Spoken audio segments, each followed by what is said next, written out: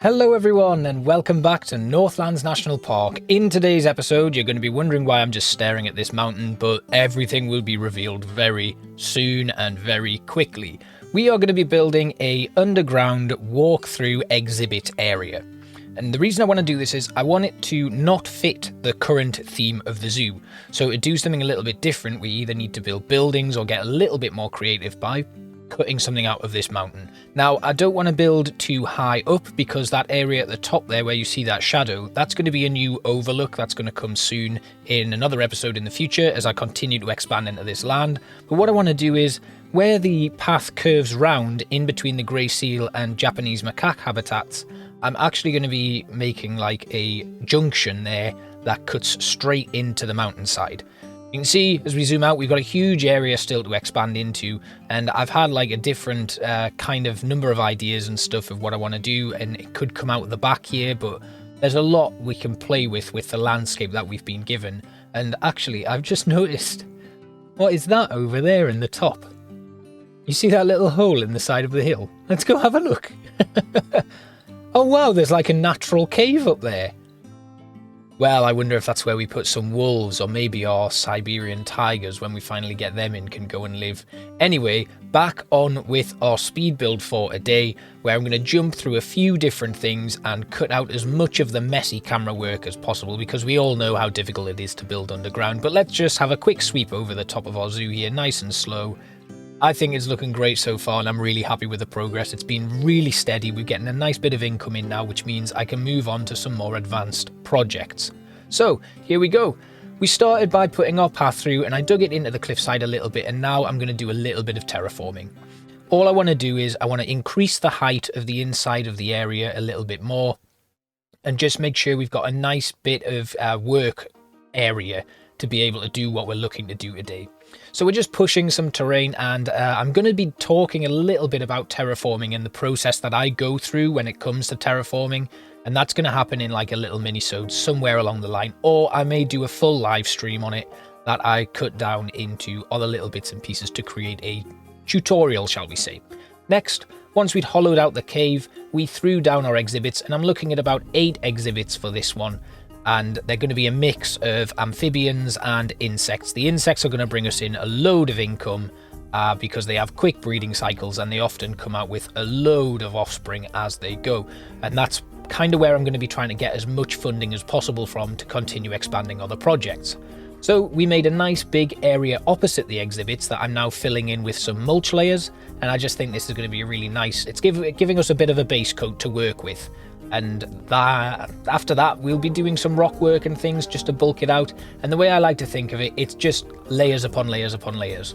And once you get all of your layers put in, you can then add in some, I don't know, shall we call it shadows and dry brushing and stuff with terrain tools and plants and things like that. But it all starts with a very basic base layer, and that's why I'm doing a huge blanket of mulch all the way across, because I know that we've got a little bit of depth underneath that to play around with. I'm putting a water feature in here, and we're going to have a couple of larger trees in here as well, just to make a bit of a statement on this side of it. So waterfall, nice little pond area, taking out some mulch now there so that I can work out where I'm going to put my water, and then I'll be putting in a nice water feature. So we're going to pull this all the way around, and I want this to kind of have almost an ethereal glow to it, so we're going to be changing the colour of the water to make it look a little bit more blue and cyan and a little bit green. So as you can see there, that's the basic water that comes in, and it actually has quite a nice colour to it, almost what I'm looking for.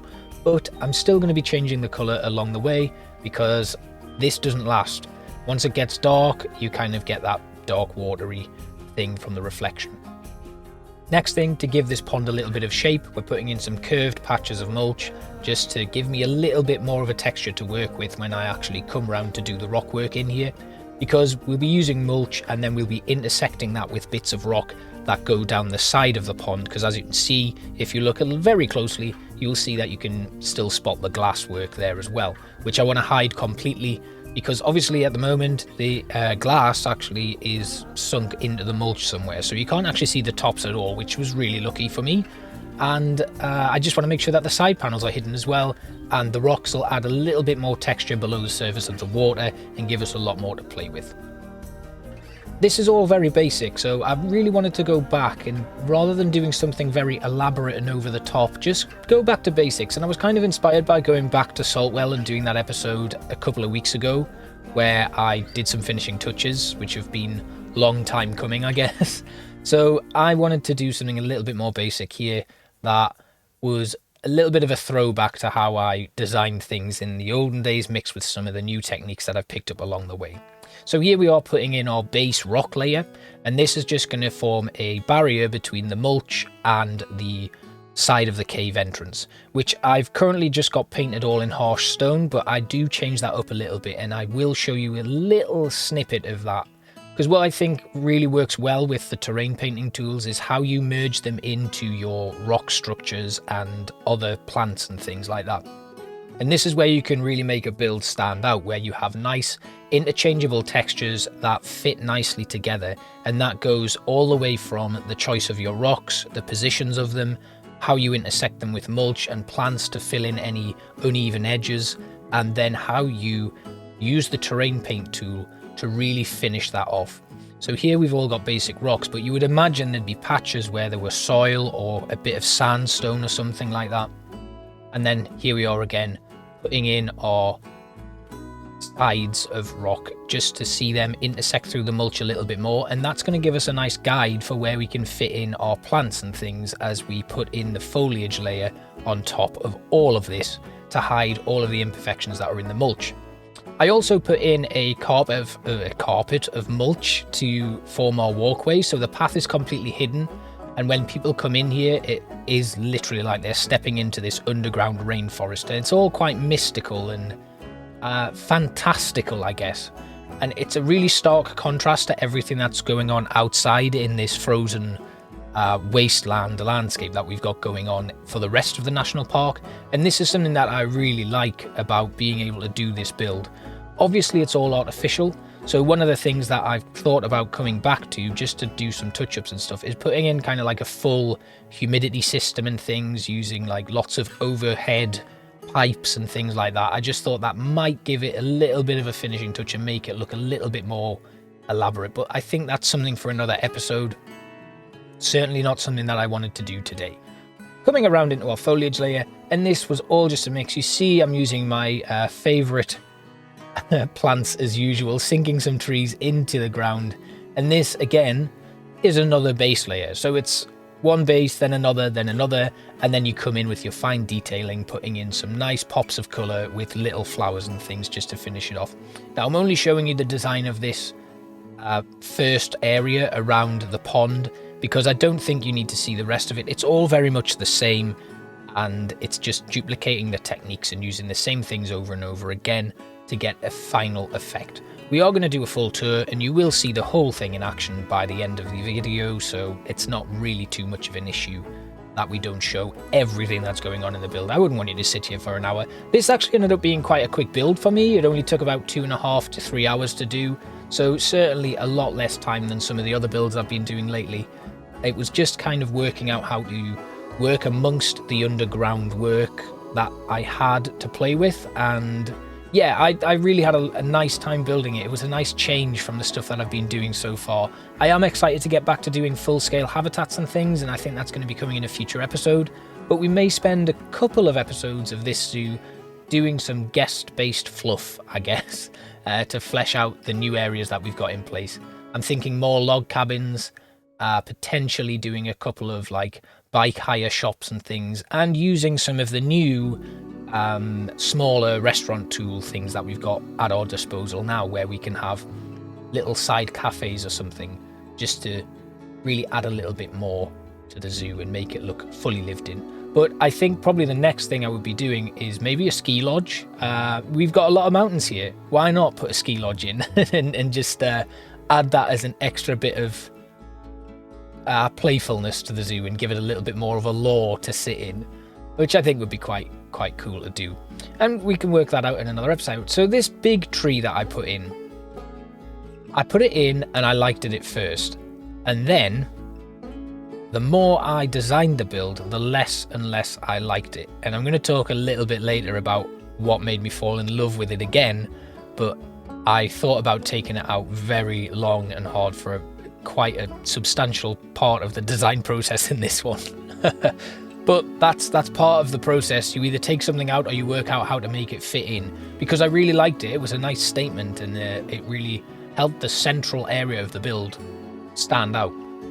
Because obviously here we're going to put the water feature in and everything, and that's great. But over at this side, I wasn't too sure. So we did a little bit more rock work, and then I put in this artificial water feature. So we used some of the grid systems and grates that we've got available that we also used in the grey seal habitat. Used some iron girders, and the base is just a concrete.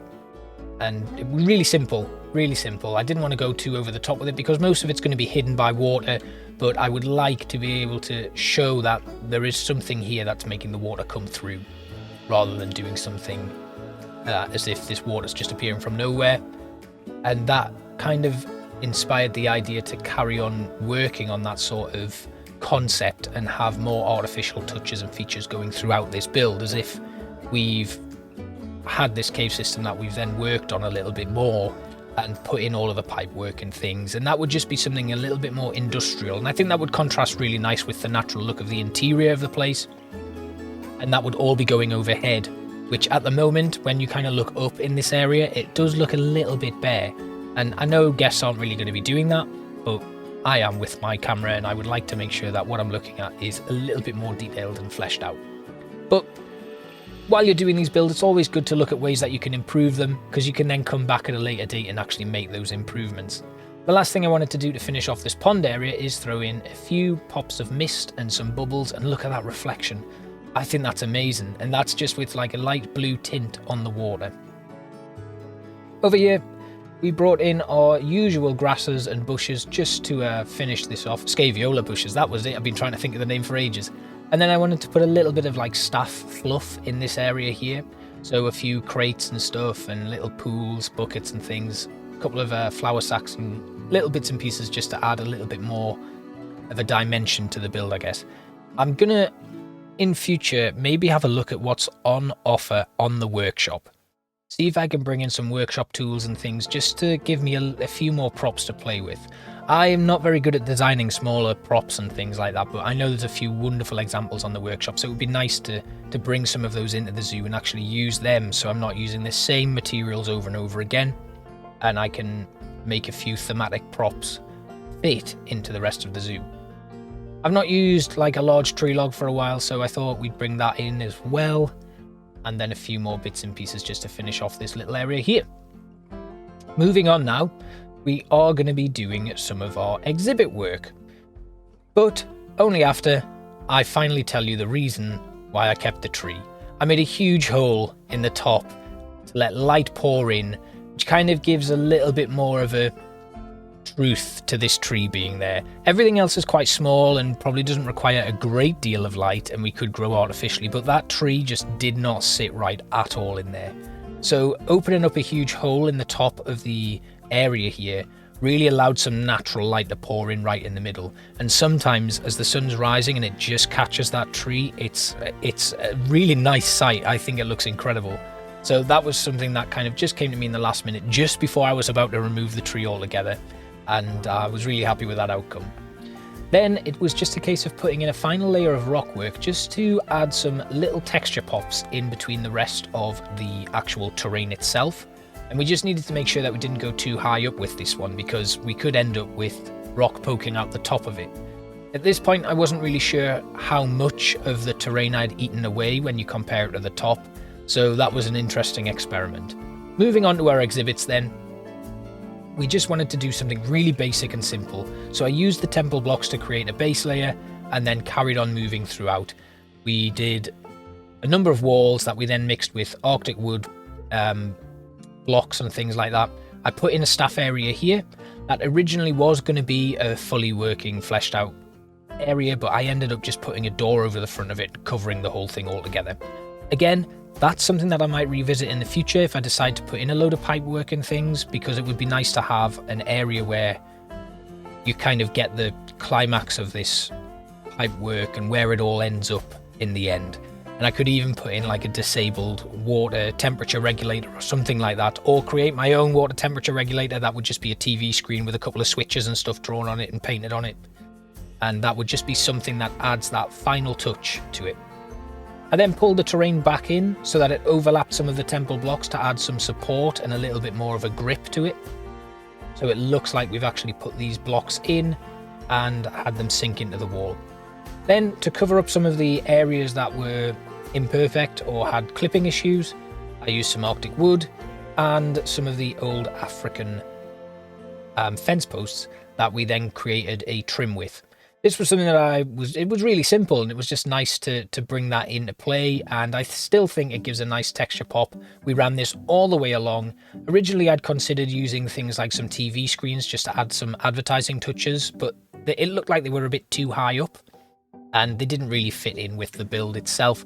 Again, I might come back and change that up, because we're always thinking of ways to redevelop things as we go, and it's really nice to just be able to come back and play around with things. What I will say is, think basic, and you can always come back and make adjustments and edits, and that's one of the great things about being able to do these zoos. Everything you can do at your own pace and your own comfort level. There's been a lot going back to Saltwell Safari Park that I've thought, oh god, maybe we could do with a retouch there and make some changes now that I've got a little bit more experience under my belt with the game. And I think that's one of the really fun parts of building in this game. Once you get over the initial hump, everything's a lot easier and you develop naturally at your own pace. So at first I wanted to put these sunk in a little bit so that they were really flush with the rest of the build. And this changed. And I'm kind of disappointed that I had to change it, but I think the build overall would have suffered if I'd left these in this place, because I would have had to make adjustments that I wouldn't have liked making. Whereas this is just something that I'm okay with getting rid of. I can use this method and technique on another exhibit if I want to. But one of the beautiful things that I really liked about this build was I wanted the exhibits to appear larger than the little box that they are in. And there's some great stuff if you get your camera angle right in Planet Zoo. If you manage to merge an exhibit with some terrain underneath it, you can't actually see the side glass panes on the exhibit, and I will show you that in the tour. So what I wanted to do was, I wanted to make these exhibits look like they were one long vivarium with multiple creatures inside it. And I think I pulled it off. There were some moments, especially with that, is it a diamondback? Yeah, the diamondback terrapin habitat. That was quite difficult because I had to create another pond. But these guys over here, we just made a basic desert biome extension here by merging some desert rocks in with their actual exhibit, pulling it down, and then we put a layer of mulch in so that desert biome starts to grow into a more rainforest biome. I then put in some thematic plants just to do like some finishing touches, and then we put a layer of glass all the way through it. I thought it looked really nice. Now, one of the only problems I have at the moment is this desert-based habitat has that blue background there, and I could do with maybe moving that a little bit further across and having it merge into that back wall. A lot of the back wall decor was very simple, and it's something that I would come back and adjust in the future, because I think it looks really cool, but there's just something that breaks that immersion on the back wall, and it kind of messes up the effect that I was going for. But as you can see over here, we merge these mossy rocks in with the habitat itself, and it creates this really nice scene as things move from one biome to the next. Put in a few more plants and things just to finish it off, and then decorated the back wall with a few bits of bamboo and then some tree roots and other leaves and things like that. And I think it looked really cool, and when I put the glass panes in, it actually looked like it was one big habitat, one big exhibit. And that's exactly the effect that I was going for, to make it look like these insects and things have a lot more space than what actually is in the exhibit building itself. And I really like the fact that it draws the eye in and you can see this multitude of biomes. Obviously, I haven't put the lights in at this point. It would be really nice if the spotlights from the exhibits were available for us to actually use as well as like a separate entity, because we could do even more things with making our exhibits look larger. If they are available and I've missed them, well, that's my own fault and I'm an idiot. So we are finished with all of that now. Again, I didn't want to show you too much of that build because it was, again, more of the same. We then came around to work on our entrance. Now, the entrance, I wanted to keep the temple feel going, and I just put down some of the temple blocks as a base coat for me to work with. And that would allow me to put up my walls and have my angles and everything correct. So we used some of the larger scale temple blocks to go into the rock face. And once that started merging fully with the rock, I did a little bit of an adjustment and then carried it on. So it actually, again, looked like bits of the cave had kind of collapsed at some point and these were added in as an extra support. I then thought it would be a nice idea to carry this on all the way along.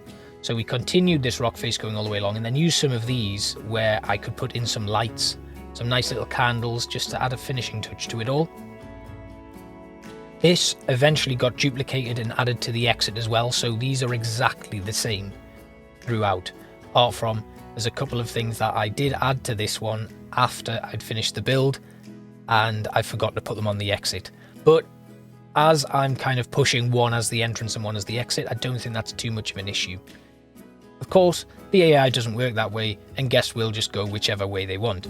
It would be really nice to have some sort of one-way path system that we could put in place, kind of like in City Skylines or something where you have your one-way roads. But yeah, that's not too much of an issue. Guests can do whatever they want, I guess. They've got free will.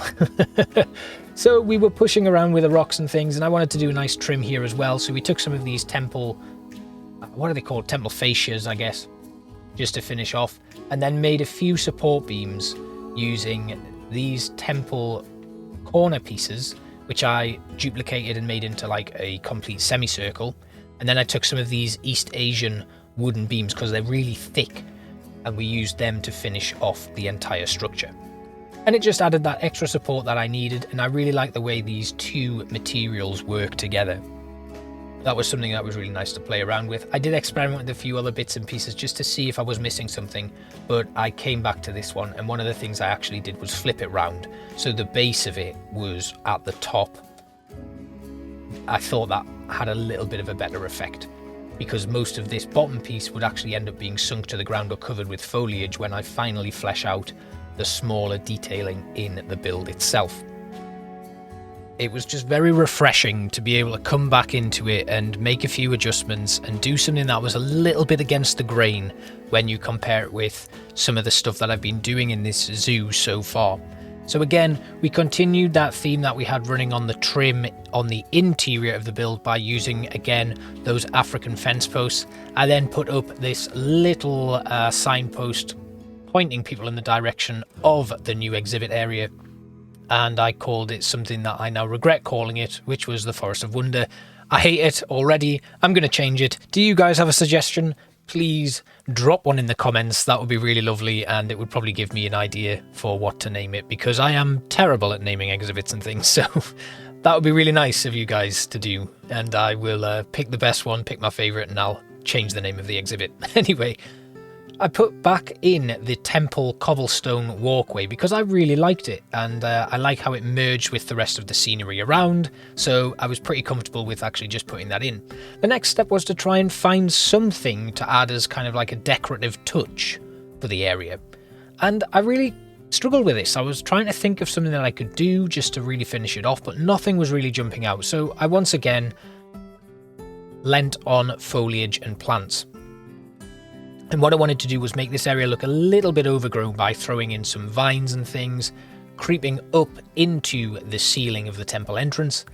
And we brought back our Scaviola bushes and some lava vines just to really finish it all off. I also added some of the, not the wisteria stuff, some of the roots, the thick roots from one of the jungle trees. I had them coming out of the rock quite a lot throughout the build, so I carried that on, and what I wanted to do actually was use them as the basis for some lanterns and some lighting, because I quite wanted a little bit of a moody entrance where you have some like light flickering candles or something, just to give a little bit of an inviting and warming touch, and then when you come in you are opened up into this mystical world of the rainforest where we have a load of creatures that you wouldn't normally see up here and things like that. And I thought that was a really cool idea that I really liked exploring and playing around with. Now, obviously, there's some finishing touches that we need to do for the outside of this build.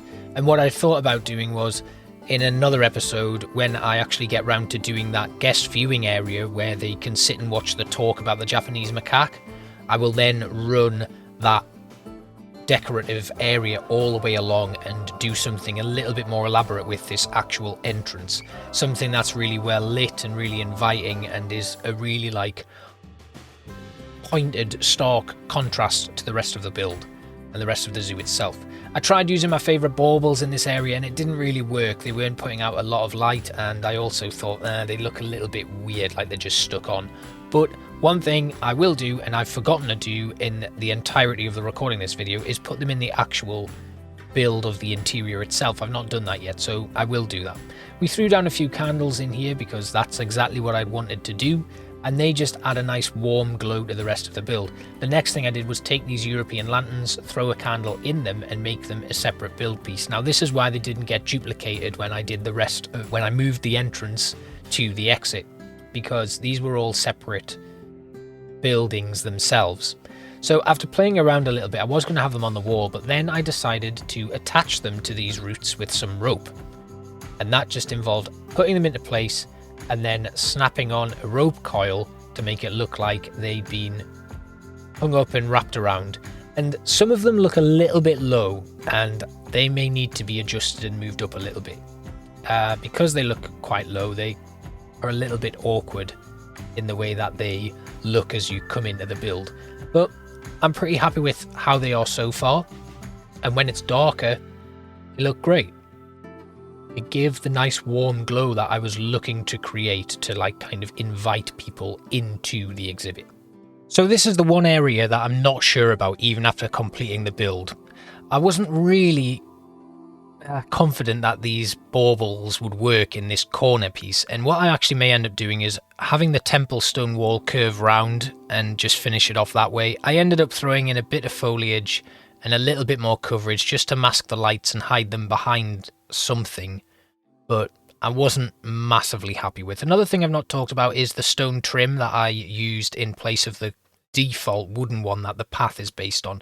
This was just a stone block that I duplicated and ran all the way around, and as you can see here, we're just finishing that off. I just thought it added a little bit of a nicer touch to it than the actual basic wooden trim that goes through, and it contrasts nicer with the rest of those temple blocks. So we ran this all the way out, right up to the corner. And this is what it's all about, really, is finding those definitive finishing touches to part of your build. Had that curve out, but then I stopped it at the right angle and actually just angled it down so that it merged into the wood there. But when we come around to redevelop that other area, we'll probably continue that trim all the way around and have it as a major part of the zoo, maybe going all the way through that area, right round to the curve where it meets up with the main path. Look at that. Anyway, staff area here. This was going to be a complete staff area like I've already explained, and I may come back and redevelop it, but for now I'm just going to seal it off. I tried using these door features that are for trains and stuff, but they didn't really work, the station surrounds.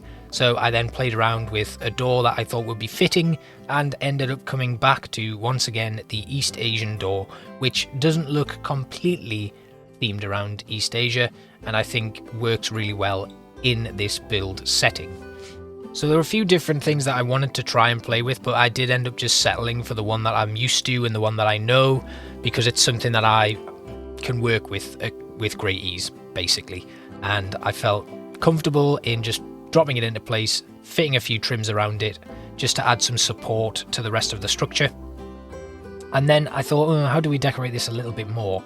I guess we could maybe throw in a few bits and pieces that are like beads and things, and actually what I ended up settling for was putting in some wooden panels that were a little bit janky, as if they'd kind of been hammered on to hold things in place.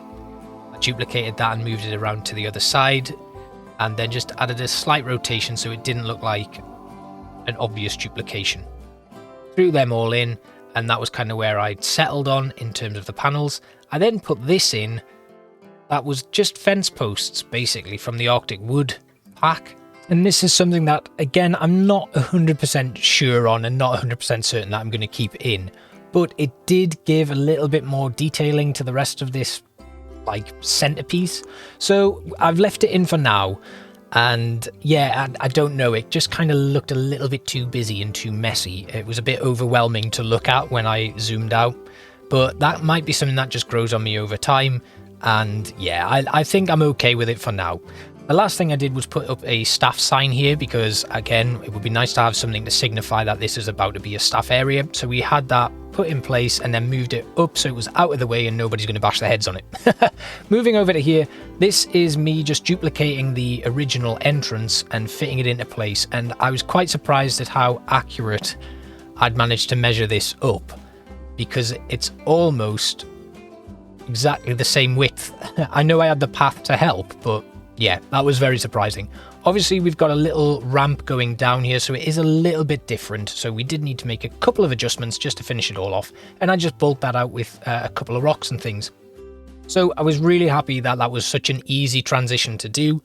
And yeah, then it was just a case of fitting up some rock work again, just to cover up this little imperfection here. I could move the entire entrance further in, but then I would still have to do adjustments on the opposite side to make that fit into place. So it just seemed a little bit easier to do it this way. Also, you will see in the final video that those two empty glass areas on the exhibits themselves aren't there anymore. I again made some mini staff entrances with a door. So let's get to our showcase. The one thing I have noticed already is it could do with a little bit of an atmospheric soundscape, so that's something that I will definitely be putting in, maybe some rainforest birds or something like that. Now here you can see the staff area that I put in place of those empty glass areas that were on either side of the build itself. Moving into one of the exhibits itself, look at that. It looks like a fully extended exhibit that is much bigger than the actual exhibit itself. Obviously the backdrop we could do with making a few adjustments to that and trying to merge it into the wall itself, kind of have like a gradient going out of it, but very happy with that. This is the staff area, which actually looks pretty good now that I'm sitting here looking at it, so I'm pretty happy to leave that. We could do with something on the roof though and on the ceiling, just to add like a finishing touch of detail, and maybe something to cover up the imperfections in the mulch work too. This is the Terrapin Habitat that I kind of made a little extended pond. We could put a waterfall in here just to really finish it off, but again, really happy with that. Looks like one long extended habitat. This is the exit. Again, we put in a few environment posters and things, and look at this waterfall. This looks amazing, and as the colour changes when you get the contrast in lighting, and as we get like different states of lighting as the day-night cycle goes through, the way that the colours change in here is incredible, and it was something that I was really very proud with. You can see it starting to change here as I think we get sunset now, and then we get that eerie blue glow coming from the water. And this just really relaxes me, actually. I quite like sitting here just watching this go by. Here's the entrance as night starts to come around, and you can see that looks quite inviting and warming, and you kind of want to walk into it, especially after a day of wandering around in the cold all day. I mean, I can't imagine it being much warmer in here, but it would certainly be better than being exposed to the cold all day. Over in this area, we're going to do a little fly through here. I just thought this looked really cool, and I was very happy with it for being something that used a lot of simple techniques, and there was something a lot more basic about the whole thing. I just love it, and I'm really, really happy with it. And I'm going to show you the tree to finish off with as we come out of the exit here. And here it is. So you can't really see it right now, but you get some lovely lighting effects here. And I really like the way that the mist sets up the atmosphere, and the only thing that's missing from it really is a soundscape. So I think that needs to be added in.